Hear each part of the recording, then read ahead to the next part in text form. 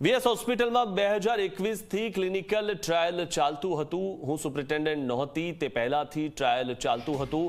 આ clinical trial તો પહેલેથી જ ચાલી રહ્યું છે। 4 થી 5 કંપનીના ટ્રાયલ ચાલતા હતા તેવું પારુલ શાહે નિવેદન આપ્યું છે। વીએસ હોસ્પિટલની એથિકલ કમિટી હતી જ નહીં, ડોક્ટર્સ પ્રાઇવેટ કમિટી બનાવીને ટ્રાયલ કરતા હતા। કુલ 56 ટ્રાયલ અત્યાર સુધી થયા છે, ત્યારે 500 દર્દીઓ પર ટેસ્ટ થયા હોવાની માહિતી મળી છે। અને મારા નામે કોઈ પણ બેંક એકાઉન્ટ ખોલવાની મેં ના પાડી હતી। દેવાંગ રાણાએ સુપ્રિન્ટેન્ડન્ટને બેંક એકાઉન્ટ ખોલવા કહ્યું હતું। દેવાંગ રાણાને બોર્ડ મંજૂરી લેવા કહ્યું હતું।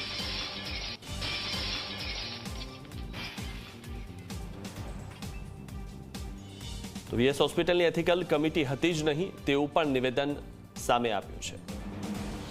વીએસ હોસ્પિટલમાં ચાલી રહેલા ક્લિનિકલ ટ્રાયલ અંગે વાત કરવા માટે આપણી સાથે જોડાયા છે ડૉક્ટર પારુલ શાહ। તેમની સાથે વાત કરીશું। બેન, સુપ્રિન્ટેન્ડન્ટ તરીકેની તમારી જવાબદારી છે વીએસ હોસ્પિટલના, અને અહીંયા ક્લિનિકલ ટ્રાયલ ચાલતા હતા, ક્યારથી ચાલતા હતા અને કયા પ્રકારની ગેરરીતિ, શું માહિતી છે તમારી પાસે? મારી પાસે એ માહિતી છે કે અહીંયા આગળ 2021થી ક્લિનિકલ ટ્રાયલ કરવાના ચાલુ કરેલા હતા, અને આજ 2024 ડિસેમ્બર સુધી ક્લિનિકલ ટ્રાયલ ચાલતા હતા। હું અહીંયા આગળ સપ્ટેમ્બર 2024માં સુપ્રિન્ટેન્ડન્ટ તરીકે આવી, પછી ઘણી વખતે ડૉક્ટર દેવાંગ રાણા જે બધા પ્રિન્સિપલ ઇન્વેસ્ટિગેટર હોય એ મારી જોડે આવતા હતા કંઈક ના કંઈક કારણ બાંધે, ત્યારે એમની જોડેથી મને તપાસ ઉપરથી ખબર પડી કે આ જે ક્લિનિકલ ટ્રાયલ છે એ આપણી વીએસ બોર્ડમાં પાસ નથી થયા, એટલે એમને મેં કહ્યું કે આપણે પહેલાં આ ટ્રાયલને સ્લો ડાઉન કરી દઈએ, પહેલાં આપણે વીએસ બોર્ડમાં પાસ કરાવીએ અને પછી આપણે આગળ તમારે જે ટ્રાયલ કરવા હોય એ આગળ કરીશું।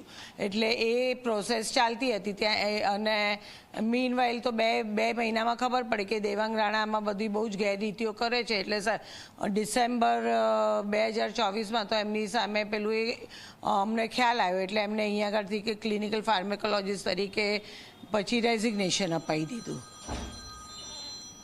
એટલે ત્યાં સુધી આ બધું લગભગ 4 વર્ષ આ બધું ચાલ્યું। ડૉક્ટર મનીષ પટેલ સુપ્રિન્ટેન્ડન્ટ હતા, એમને અહીંયા આગળ clinical trial along with doctor Devang Rana ચાલુ કર્યા હતા। જે રૂપિયા મળવા જોઈએ, ધારો કે સંસ્થાએ ક્લિનિકલ ટ્રાયલની મંજૂરી કોઈ કંપનીને આપી, એની સાથે અમે કર્યો તો રૂપિયા વીએસ હોસ્પિટલના બોર્ડમાં જમા થવા જોઈએ, ખરેખર શું થયું છે?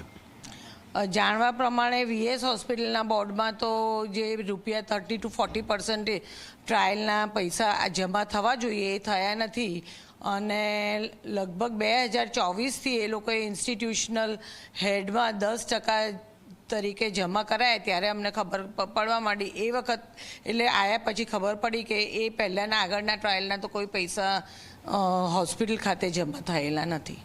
એક બેંક એકાઉન્ટની વાત છે, એકાઉન્ટના જે લેટર છે અને જે તમે પણ સહી કરેલી છે? હા, એ બેંક એકાઉન્ટની જે સહી કરેલી છે, એટલે દેવાંગ રાણા અને બધા કહેતા હતા કે એમાં સુપ્રિન્ટેન્ડન્ટનું એકાઉન્ટ હોવું જોઈએ જેમાંથી પૈસા ટ્રાન્સફર થાય। મેં કીધું મારે બધા એકાઉન્ટમાં પડવું નથી, એટલે એમનું કહેવાનું એમ હતું કે એમાં બધા પૈસા આપણે જમા કરાવી દઈએ અને એ બધા આપણે ઇન્સ્ટિટ્યુશનલ હેડમાં આપણે પાછા જમા કરાવીશું। એટલે મેં એમાં સાઇન કરેલી છે। મેં કીધું કે આપણે આ વીએસ બોર્ડ આ તમે આની ફાઇલ તૈયાર કરો અને વીએસ બોર્ડમાં આપણે પાસ કરાવવા મૂકીશું। 29/11ની મારી સાઇન છે એમાં, પણ એમાં છે એવું કે પછી વીએસ બોર્ડમાં મૂકવા માટે ફાઇલ તૈયાર કરવાની હતી, એ પણ એમને કશી ફાઇલ તૈયાર કરી નહીં અને એમને કશી આગળની કાર્યવાહી કરી નહીં, ને એ પહેલાં પછી એમની થોડી ગેરરીતિઓ પકડાઈ, એટલે અહીંયા આગળથી એમને કાઢી મૂકવામાં આવેલા હતા। અત્યાર સુધી કુલ કેટલા કંપનીઓ દ્વારા કેટલા પેશન્ટો, એટલે કેટલા સબ્જેક્ટ ઉપર ટ્રાયલ થયા અને કેટલા રૂપિયા પર પેશન્ટ અપાતા હતા? બધા ટ્રાયલ્સમાં જુદા જુદા નાણાકીય વ્યવહાર થયેલા છે, પણ જે અમે સમિતિમાંથી ખબર પડી છે એમાં 501 પેશન્ટ ઉપર ટ્રાયલ થયેલા છે અને 50થી ઉપર ક્લિનિકલ ટ્રાયલ્સ થયેલા છે। કેટલા રૂપિયા સંસ્થામાં દાખલ થવા જોઈએ જે થયા નથી અપ્રોક્સ? એ નાણાકીય વ્યવહારનું મને એક્ઝેક્ટ નથી ખબર, પણ જે થવા જોઈએ એટલા થયેલા નથી, કારણ કે કહેવાય છે એવું કે 30 to 40% થવા જોઈએ, એમાંથી કશું થયેલું નથી। તમારી તપાસ સમિતિમાં દેવાંગ રાણાને કેટલાક જે કોન્ટ્રાક્ટ બેઝ ડૉક્ટર હતા એમને સસ્પેન્ડ કરાયા। જો સમિતિ 2021થી હતી તો જે લોકોએ સમિતિની રચના કરી, જે લોકોએ કમિટી બનાવવા માટે ભલામણ કરી, જે ડૉક્ટર્સને અંદર ઇન્વોલ્વ કર્યા, તો એ બધાનો રોલ કેમ નહીં, માત્ર દેવાંગ રાણા બાકીના 8 લોકોનો જ કેમ રોલ?